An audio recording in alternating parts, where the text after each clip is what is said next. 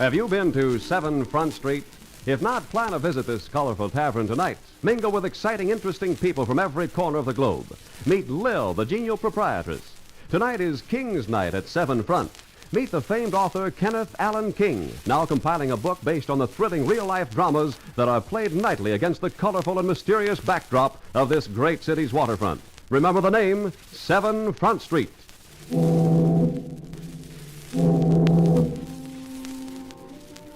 It was Lil's idea to call me the famed author Kenneth Allen King in a radio announcement, but if any lint from the cloak of fame should happen to fall on my blue serge reputation, you can chalk it up to my close association with this Front Street Scheherazade. You gotta meet Lil to appreciate it. When it comes to knowing the whys and the wherefores of her clientele, she makes the local constabulary look like a bunch of sideshow crystal gazers. Well, if you're all set, let's go inside 7 Front and be set to expect anything to happen, because it usually does.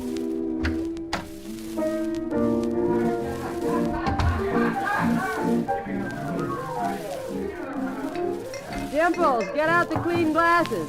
Here comes the carriage trade. How you, Kenny? Yeah, I got yourself a crowd here tonight, Lil. I'll tell you. Since you've been writing up those stories about my customers, I'm getting sightseers. You're getting fancy with those radio announcements of yours, but what happens if your thrilling drama played against the colorful and mysterious backdrop of this great city's waterfront turns out to be nothing more than somebody griping about your clam chowder? When that happens, Junior, Venus will have grown arms and be hopping tables. For that, I'd like to see. Stop that music. Uh-oh. Better sit down, Kenny. I said stop that music before I throw you all in the river.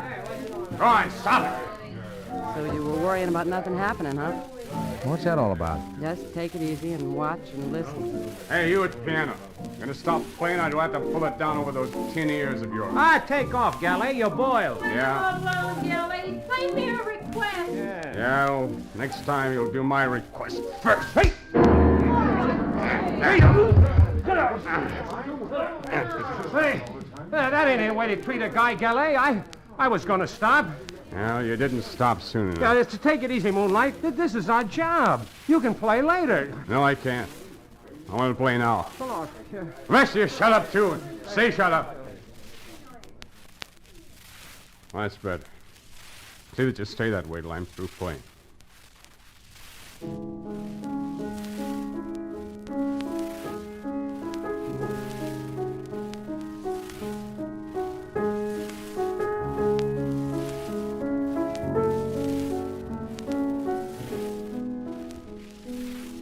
What's the story, Lil? And don't tell me there isn't one. There's the story. Who is he? That's Moonlight Gillet. Here's a match. Oh, thanks. Moonlight, huh? Oh, you must like Beethoven. Moonlight Sonata. That's all he ever plays. Why? That's the story. What's happening? Moonlight's real name is Paul. Paul Gillet. French? Father was French. Mother an American. Paul's father was a lawyer and a hard-headed businessman. He wanted the kid to paddle in his footsteps, but it was no dice. Paul was just as hard-headed about wanting to be a pianist, so before he even had his first shave, he met up with some long-haired musician who gave him lessons. Yeah. The kid worked hard at his piano and finally got good enough to start attracting the carriage trade. He plays like he might have been big time. In a way, he was. But he lacked one thing. He didn't seem to be able to get any feeling into his playing. He's got it now. On that one tune, anyway. Which is the real story. And which started one night as he was finishing one of his concerts.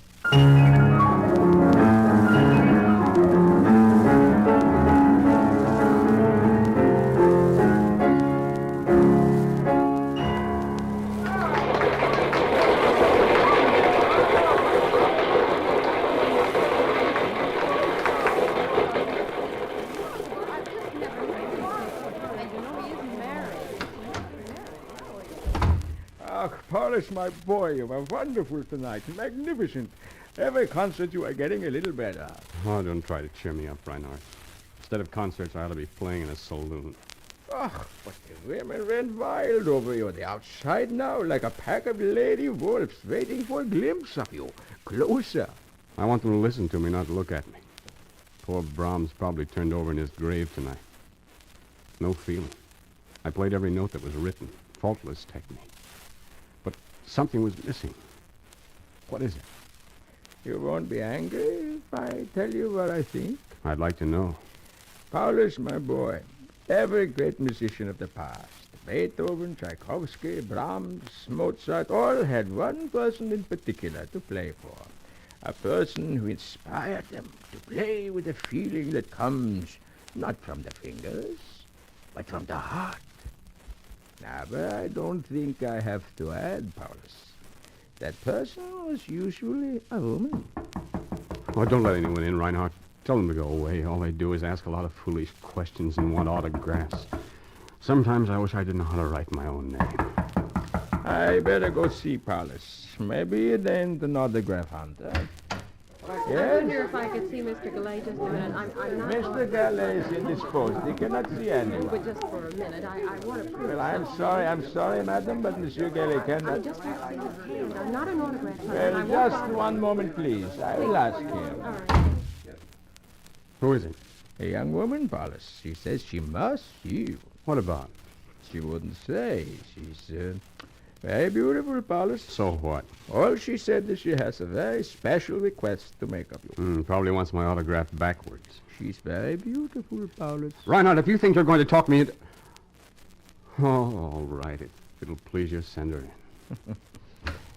All right, madam, you may come in. No, go away, please. Mr. Gallet is tired. How do you do? How do you do? Reinhardt told me you have a very special request to ask him. I have. Well, what is it? May I see your hands, Mr. Gallet? What? My hand? Yes, may I see them? What in Himmel does she want to do? Read his palm yet? Well, I certainly... Here, look at it. Oh, how beautiful they are. They're so sensitive. You're not a palmist, are you? Oh, no, I've always been fond of hands, especially artistic, expressive hands like yours. I knew I was right and they were wrong. They? Who's they? Wrong about what? Well, during the intermission, I heard several people comment that your playing was technically perfect, but you didn't play from the heart. They were right.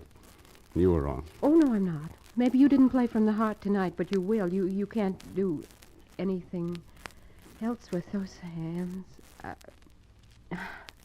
I'm being very impolite, babbling away like this. Thank you so much for your kindness, Mr. Gallet, and don't worry about playing from the heart. Those hands won't let you down. Well, thank you, miss. Well, I say, are you going? I mean, must you go? Yes, I must. Well, don't you want me to... Well, I mean, can't I autograph your program? Oh, thank you so much, but I really must go. Good evening, and thank you again. Hey, I mean, wait a minute. Yes? Oh, come back here. Close that door. I mean, please, close that door. Yes? Oh. Was that really all you wanted to do? I mean, just look at my hands. Yes, that was all. Reinhardt, Yes, Paulus. you won't have to wait for me. I'll take a cab to the hotel. But, Paulus, I don't mind waiting for you. Besides... Reinhardt, you won't have to wait for me. Well... All right, Paulus, I go. And see that you play with more feeling at your next concert, no?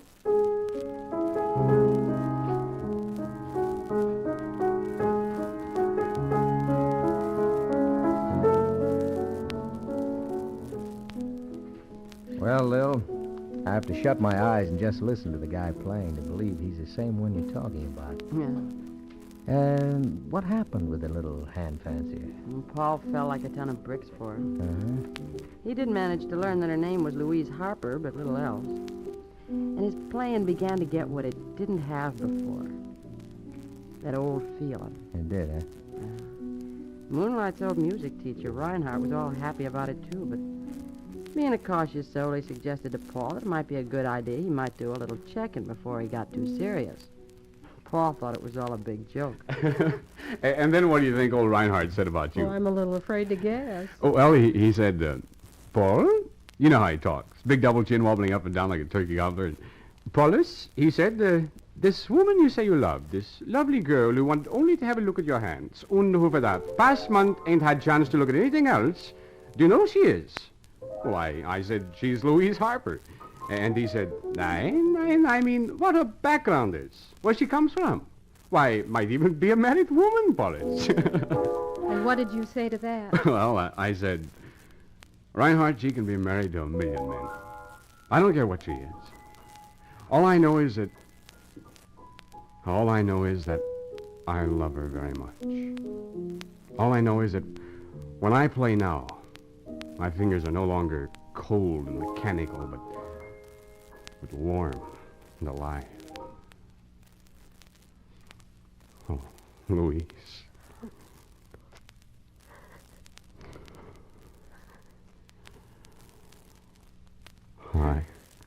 I did need someone to play for. Someone to work for, to inspire me. No man can center his love and ambitions in a blurred mass of faces. There must be one. One face, one body, one heart. I do have those things now. Don't I, Louise? In you. Yes. Yes, Paul, I want to be yours for always, but... But what, Louise? Paul, there's something I've got to tell you. Well, don't look so serious about it. Well, it's not just serious, Paul. In a way, it's tragic. Reinhardt was right about your knowing more about me, who and what I am. Well, I said I didn't care, and I meant it. But you've got to care, Paul. Heaven knows I was as hungry to be some man's inspiration as you were to be inspired, and I didn't care whether he dug ditches or played the piano. Well, you got yourself a piano player. Or would you prefer a ditch digger? Paul, I can't have either. What are you trying to say? I am a married woman, Paul. I see. Oh, darling, I know it was wrong not telling you right away the first night when you kissed me, but I couldn't, Paul. I was like a starving kid dumped in the middle of a royal banquet. I was like a gambler. I knew I was playing a losing game, but I couldn't get around to admitting I was licked.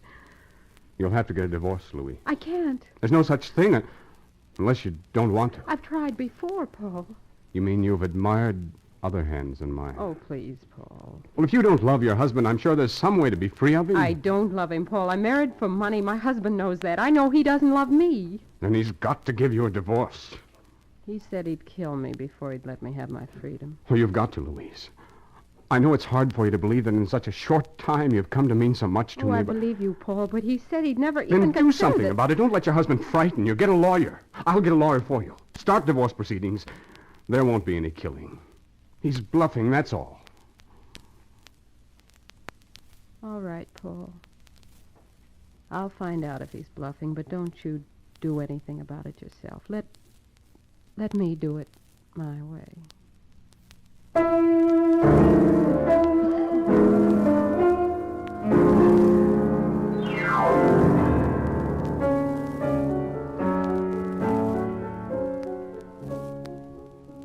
Hey, Lil. Yeah, Dimples?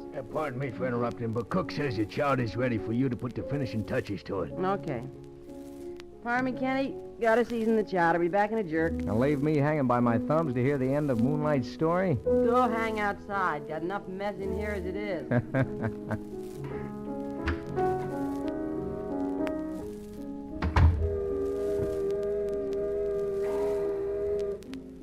Say, Bub, Yeah? ain't you the writer guy who's getting stories from Lil for a book?